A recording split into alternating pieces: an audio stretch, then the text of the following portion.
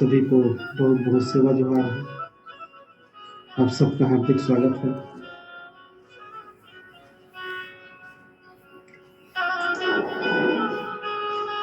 तीन दिन का गैप बहुत लंबा समय लगता है। ऐसा लगता है कि हम लोग सप्ताह बाद मिल रहे टाइप से।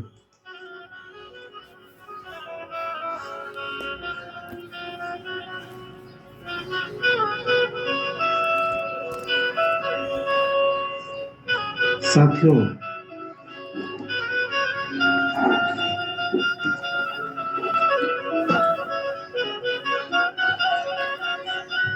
हमारे भीतर दो प्रकार के चरित्र कैरेक्टर मौजूद होते हैं और दोनों कैरेक्टर के बीच में द्वंद्व होता है।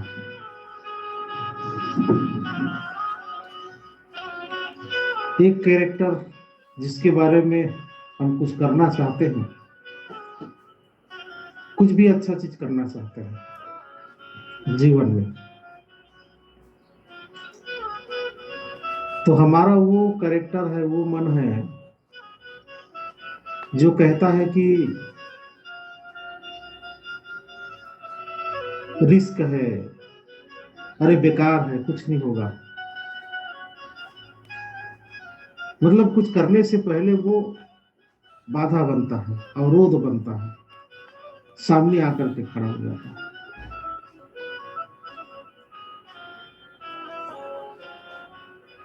हम कुछ करना चाहते हैं तो सबसे पहले नकारात्मक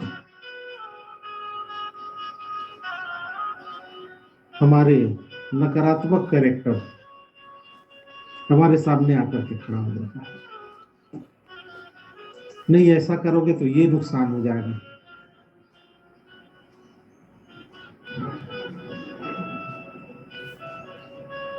और दूसरा जो कैरेक्टर है वो कहता है कि नहीं, एक बार करके देखने में क्या जाता है।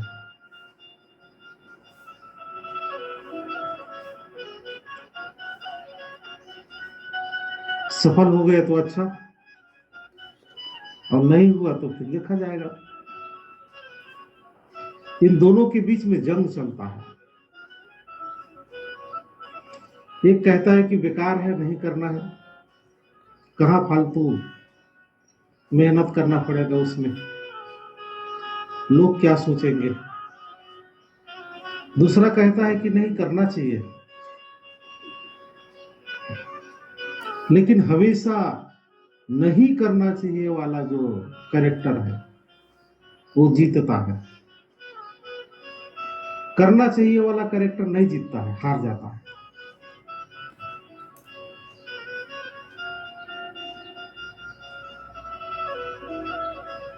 क्योंकि कहीं ना कहीं हम भी नहीं करना चाहिए कि सपोर्ट में चले जाते हैं। इसीलिए लोग असफल हैं, इसीलिए कोई भी काम का रिजल्ट नहीं दिखता है। लोग बहुत से काम को करते हैं, इतना काम करते हैं कि उनके पास समय नहीं रहता। सुबह से लेकर शाम तक कुछ ना कुछ काम करते रहते हैं, लेकिन एक भी काम ऐसा नहीं है जिसको लेकर के गर्व किया जा सके कि इसने बहुत अच्छा काम किया। एक भी काम ऐसा नहीं है जिसको आने वाले पीढ़ी याद करेगा। काम दिन भर कर रहे हैं,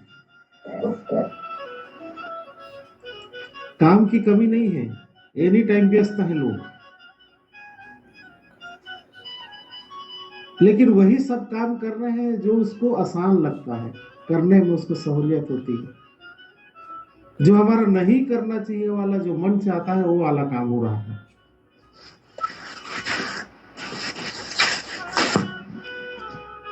और जो करना चाहिए वो वाला काम नहीं हो रहा। दूसरा, किसी काम में निरंतरता नहीं है, क्योंकि नहीं करना चाहिए वाला मन कहता है कि अरे यार बहुत कर लिए, हो गए, अब और दिन तक करेंगे ना काम। वो तो चाहता है कि कब जो है काम से छुटकारा मिले, अच्छे काम से छुटकारा मिले। और करना चाहिए वाला मन हमेशा अकेले पड़ जाता है, उसका साथ देने वाला कोई नहीं रहता है, इसलिए वो हारता चला जाता है।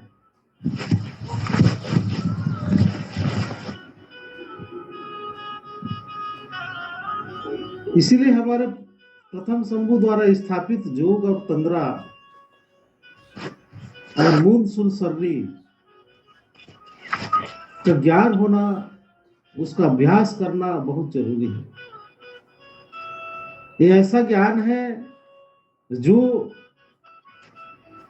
गीता और पुराण से भी पहले का और उससे भी महान ज्ञान,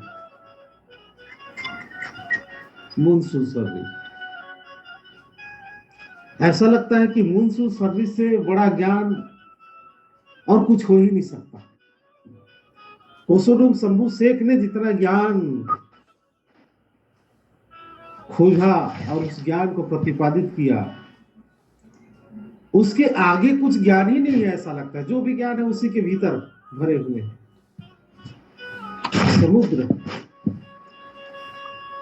समुद्र से जितना पानी आप निकाल सकते हो निकालो, ठीक उसी प्रकार से कोसोडुम ने जो ज्ञान समाज को दिया, उसके भीतर से जितना ज्ञान निकाल सकते हो निकाल लो, उसके बाहर और ज्ञान नहीं है। इस टाइप से जो है उनका दर्शन, क्योंकि प्रकृति का सिद्धांत पर आधारित है,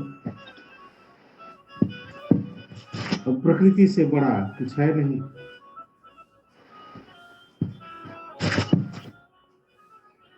इसलिए इस संगत कार्यक्रम में जो लोग जुड़ते हैं, या जिनको जुड़ने की इच्छा मन में आई, या जिनको भी इस संगत कार्यक्रम की जानकारी किसी भी माध्यम से हुआ, वो इस युग के सौभाग्यशाली लोग हैं। ऐसा लगता है हम सब लोग सौभाग्यशाली लोग हैं कि कुदरत ने हमको, हम सब लोगों को इस महान ज्ञान के प्रचार के लिए, इस महान ज्ञान के विस्तार के लिए चुना है।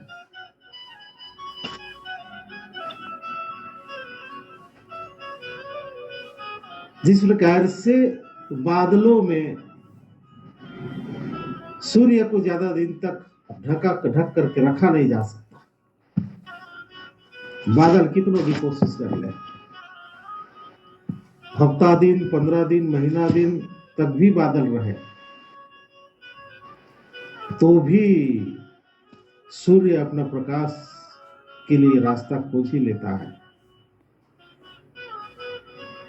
वैसे प्रकृति के दर्शन, प्रकृति के सिद्धांत को कितनों भी धर्म बना लो, प्रकृति के दर्शन को कोई मिटा नहीं सकता, प्रकृति के नियम को कोई नहीं मिटा सकता। मूल सूल सर्री के तहत हम लोग बौद्धिक बाधा का अध्ययन कर रहे थे, जिसको मोद्दूर सूल सर्री कहते हैं। बौद्धिक बाधा अनिर्णय की स्थिति, असंकल्प की स्थिति, सत्य असत्य का भेद न कर पाना, भ्रम की अवस्था में रहना, शंका की अवस्था में रहना,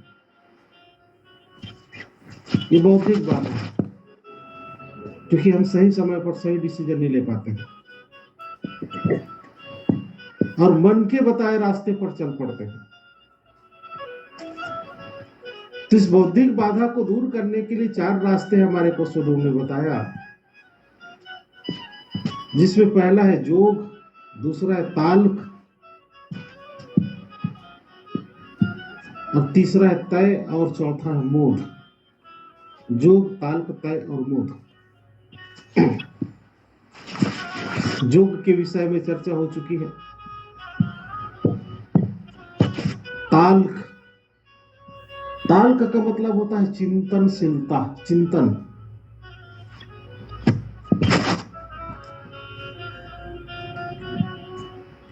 चिंतन का मतलब है अपनी जो बौद्धिक सर्चिंग सर्वर मान के चलिए। जैसे अपन गूगल में कोई चीज को सर्च करते हैं तो गूगल में उस सर्च करने वाले विषय को लिखते हैं, तो गूगल क्या करता है, उसको सर्च करता है और सर्च करने के बाद दो प्रकार के विकल्प प्रस्तुत करता है, कई प्रकार के विकल्प प्रस्तुत करता है, एक से अधिक, सैकड़ों की संख्या में। फिर उसमें से बोलता है कि आप जिसको भी सेलेक्ट करें, सेलेक्ट कर लो। जैसे हम फेसबुक में अगर नाम लिखे किसी का सर्च करने के लिए, मान लीजिए रमेश लिखते हैं, तो बहुत से रमेश लोगों का लिस्ट निकाल देगा। उसके बाद बोलेगा कि आप इसमें से सेलेक्ट कर लो कि आप कौन से रमेश को खोज रहे हो। यदि जो यूनिक है, अकेला है, तो सिर्फ एक ही नाम लिस्ट निकलेगा। और बहुत ढेर सारे रमेश है तो बहुत से रमेशों का लिस्ट निकल जाएगा। ठीक उसी प्रकार से हमारा ये माइंड है जो चिंतन करता है, वो सर्च इंजन है हमारा।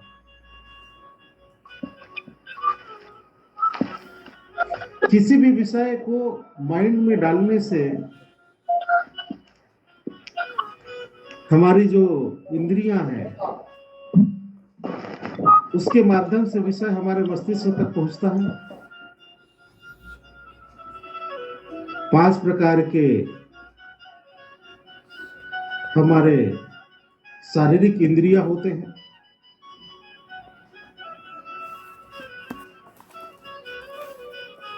जैसे कि त्वचा हो गया, चमड़ी, चमड़ी से स्पर्श होता है। जीभ में स्वाद का ज्ञान होता है, चमड़ी में स्पर्श के ज्ञान होता है, जीभ में स्वाद का ज्ञान होता है। नाक से गंध का ज्ञान होता है, आंख से दृष्टि का ज्ञान होता है,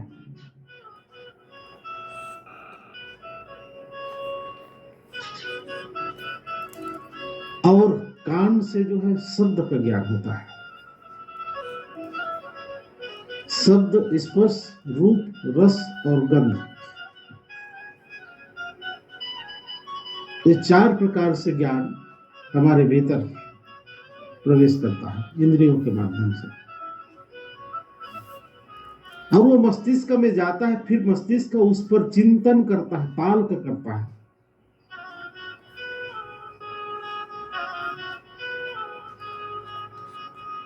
और उस पर चिंतन करने के बाद बहुत से विकल्प निकल करके आते हैं। उन विकल्पों में से एक विकल्प को सिलेक्ट करना रहता है।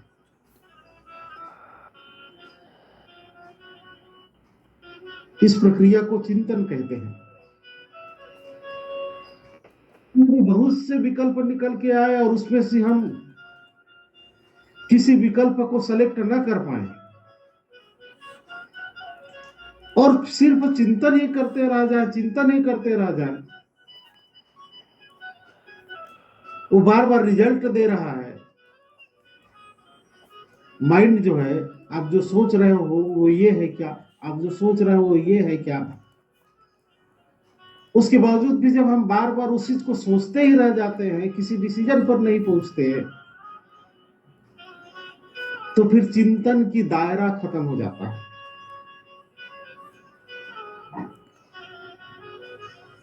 फिर वो ओवर थिंकिंग में चला जाता है। आज के समय में जिसको ओवर थिंकिंग बोलते हैं, अति सोच। और ओवर थिंकिंग एक मेंटल प्रॉब्लम है, मानसिक कमजोरी है, मानसिक विकृति की अवस्था है। इसको ऐसे समझिए कि मान लीजिए गूगल में आपने ताजमहल लिखा, ताजमहल कहाँ है ऐसा लिखा, तो गूगल उसको खोज कर निकालेगा कि ताजमहल आगरा में है, एक ही है ताजमहल, इसलिए एक ही जगह निकालेगा।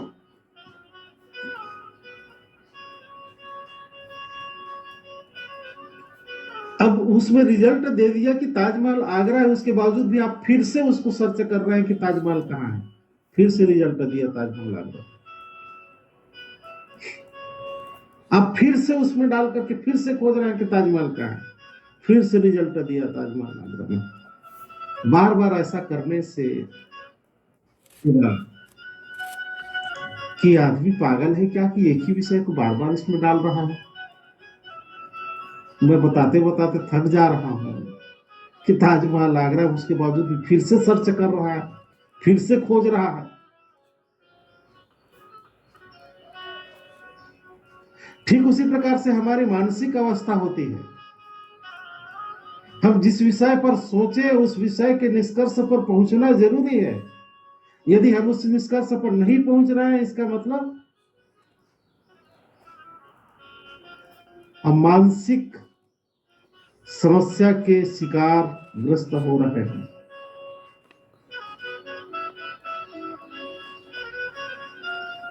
मनो रोग से समस्या संबंधित मानसिक जो समस्या है वो बहुत फाइन होता है। वो समझ में नहीं आता कि हम कब मानसिक विकृति की अवस्था में जा रहे हैं। व्यक्ति शारीरिक रूप से बीमार पड़ता है तो तुरंत पता चल जाता है उसको, कहीं पर दर्द होगा, कहीं पर खुजली होगा, कहीं पर सर्दी और खांसी होगा, तुरंत पता चल जाता है उसको। लेकिन मानसिक समस्या से जब वो ग्रसित होता है तो उसको पता ही नहीं चलता कि मैं कुछ ज्यादा ही ओवर थिंकिंग करता हूं, मैं ज्यादा ही कुछ जजमेंटल हूं, दूसरे के जीवन के बारे में कुछ ज्यादा ही सोचता हूं, और इससे रिश्ते कमजोर होते हैं, इससे विश्वास कमजोर होता है, भरोसा कमजोर होता है, परिवार में भी, दोस्तों के बीच में भी। हम किसी को देख करके पहले जजमेंट पारित कर देते हैं, जज कर लेते हैं कि नहीं वो गलत कर रहा होगा। यदि वो कहा यहां गया है तो वो गलत करने गया रहा होगा, होगा शब्द।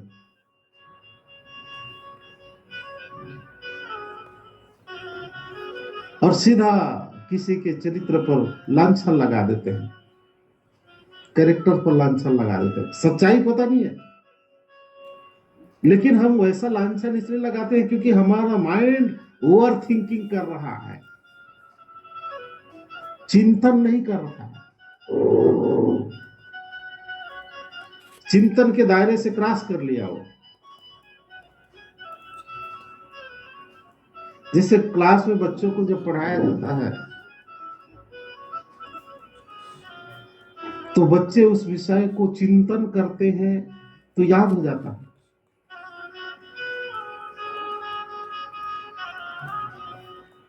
लेकिन यदि टीचर ने क्लास में पढ़ाया और हमको माइंड में रिवाइज नहीं किया, चिंतन नहीं किए, तो फिर अलग से उसको रटना पड़ेगा।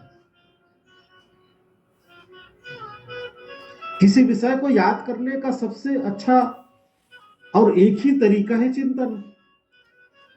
किसी चीज को याद करना हो माइंड में, विद्यार्थियों के लिए खास करके, उसका एक ही तरीका है, उसके बारे में चिंतन करना, ताल्क करना।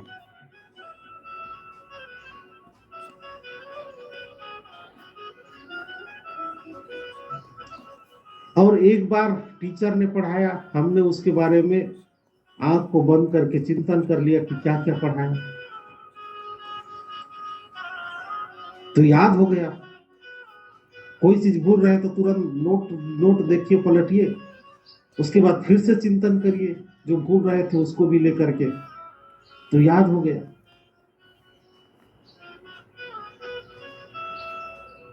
3 से 4 बार 5 बार बात चिंतन अगर कर लिए तो जिंदगी में कभी नहीं भूलेंगे फिर उस विषय को।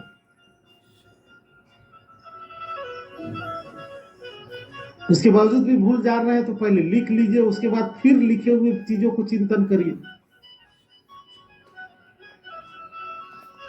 मौखिक चिंतन करने के बजाय लिख करके चिंतन करिए कि मैंने क्या लिखा है। हमेशा के लिए वो अवचेतन मन में जा करके सेव हो जाता है, सुरक्षित हो जाता है। हमारा जो अवचेतन मन है वो हार्ड डिस्क के बराबर, हार्ड डिस्क जैसा है। जैसे कंप्यूटर में हार्ड डिस्क होता है, हम कुछ भी फाइल बनाते हैं वो कहाँ जाकर के सेव होता है, हार्ड डिस्क में सेव होता है, पेन ड्राइव में सेव होता है, मेमोरी में सेव होता है। हमारा अवचेतन मन भी वही हार्ड डिस्क है, मेमोरी है। हम चिंतन करते हैं वो विषय वहां जाकर के सेव होता है, और जिसको डिलीट करना आता है उसके बारे में चिंतन करके उसको डिलीट करते हैं।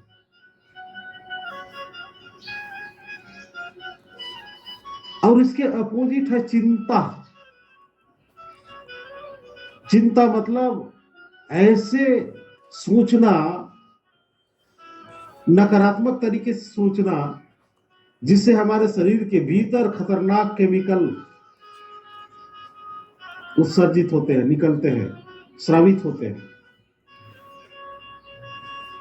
हार्मोन से स्रावित होता है, और पूरे हमारे शरीर के रोम रोम को, कोशिका कोशिका को जा करके वो चोक करता है, ब्लॉक करता है, धुआं निकलता है समझिए शरीर के भीतर। चिंता करने से,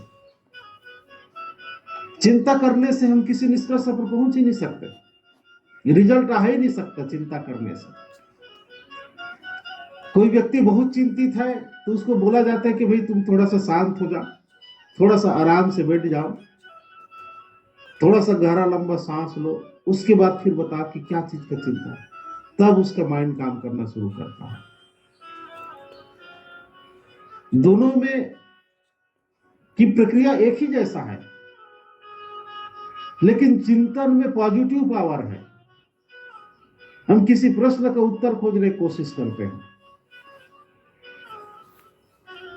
और चिंता में हम किसी समस्या से अपने आप को बांधे रखना चाहते हैं। जैसे गाय बैल को बांध दिया जाए रस्सी से,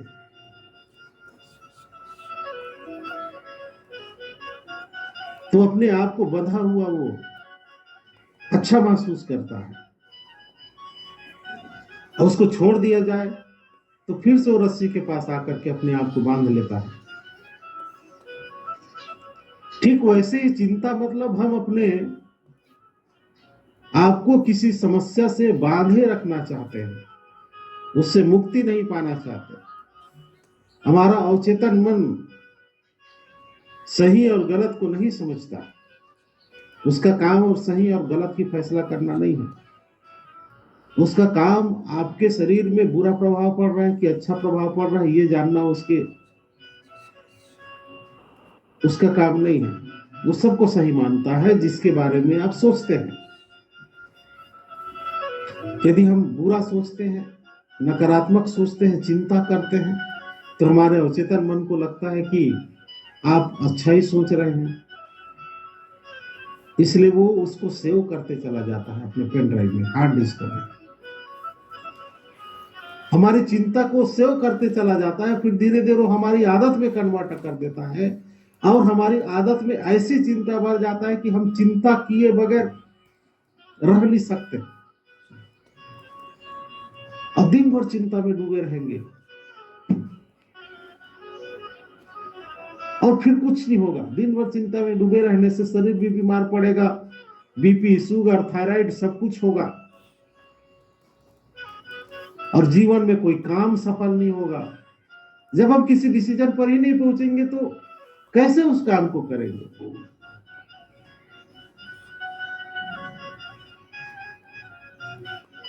इसलिए चिंता अनकंट्रोल्ड अवस्था है, नियंत्रण के बाहर चल दिया हो।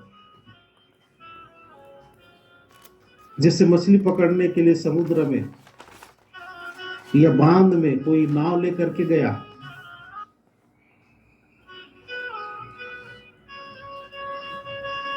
या पानी में तैरते हुए बीच गहरे तालाब में गया, तो जब तक तैर सकता था तब तक उसी टाइम पीरियड में उसको तैर के निकल जाना था। लेकिन तैरते तैरते इतना दूर चला गया कि फिर से वापस नहीं आ सकता, अनकंट्रोल की अवस्था हो गई। उस अवस्था को चिंता कहते हैं। आप अपने नियंत्रण से बाहर चल दिए, अब खुद पर काबू नहीं रख सकते आप। और फिर से वापस आने के लिए आपको शांत एकाग्र होकर के अपने आप को शांत करना पड़ेगा, शांतिपूर्वक बैठना पड़ेगा और फिर से चिंता से चिंतन की अवस्था में आना पड़ेगा, ताल्क की अवस्था में आना पड़ेगा। जब ताल्क की अवस्था में आएंगे तभी प्रकृति आपकी समस्या का समाधान निकालेगी, और जब तक चिंतन की अवस्था में नहीं आएंगे प्रकृति आपका समाधान नहीं निकालेगी। हम सब लोग इतने बिजी रहते हैं। अभी हम लोग आर्थिक जन व्यवस्था चाहे कोई अपने संगत इस कार्यक्रम को लेकर के ये मुहिम चल रहा है, लेकिन लोगों के पास इतना समय नहीं है, इतना बिजी है। तो इतना बिजी है तो बड़े बड़े इतिहास बनना चाहिए आपके नाम पर, बड़े बड़े रिकॉर्ड बनना चाहिए आपके नाम पर। इतना बिजी है तो कुछ बड़े उपलब्धि होना चाहिए जो अखबार में छपे, पेपर में छपे। इतना बिजी है तो काम इतना कर रहे हैं तो दुनिया को दिखना चाहिए ना वो रिजल्ट कि आप कितना बड़ा काम कर रहे हैं।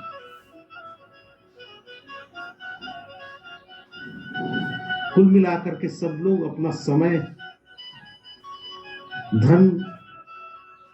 और धन की बर्बादी कर रहे हैं। एक लिमिट टाइम के लिए इस दुनिया में आए हैं, लेकिन सब के सब लोग अपने समय को बर्बाद कर रहे हैं व्यस्त होने के नाम पर।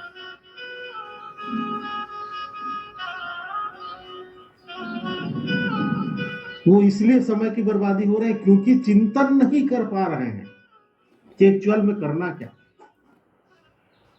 चिंतनशीलता की कमी है। जैसा चल रहा है चलने दो की स्थिति में है लोग, और जैसा चल रहा है चलने दो की स्थिति में जब तक लोग रहेंगे कुछ भी रिजल्ट नहीं आने वाला, कुछ बड़ा काम होने वाला नहीं है।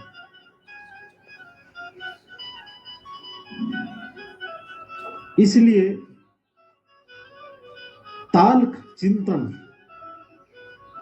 मून सुल सर्री का जो मोदुर सुल है उसका दूसरा उपाय है। चिंतन करने से, ताल्क करने से बौद्धिक क्षमता बढ़ता है, और बौद्धिक क्षमता बढ़ेगी तभी हमारे भीतर ज्ञान आएगा और ज्ञान का हम सही उपयोग कर पाएंगे।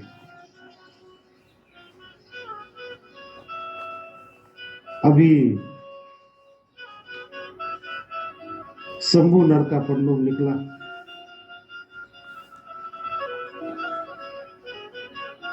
हमारे उस कोसोडुम ने, प्रथम शंभू ने योग और तंद्रा नामक एक महान विधा दिया जिसके सामने मेडिकल साइंस भी फेल है।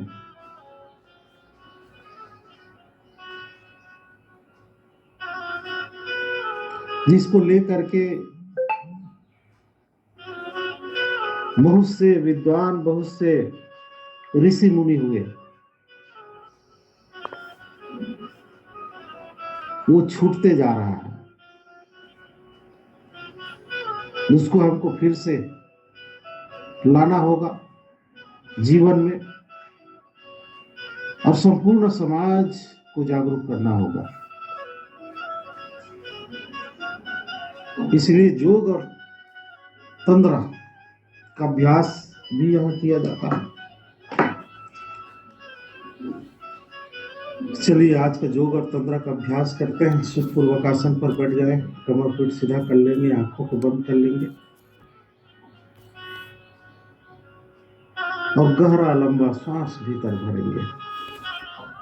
आंख को हम जोर से बंद नहीं करेंगे, हल्का सा अर्ध खुले अवस्था में। इसको दूसरे लोग संभवी मुद्रा बोलते हैं, शंभु की मुद्रा। शंभु हमेशा इस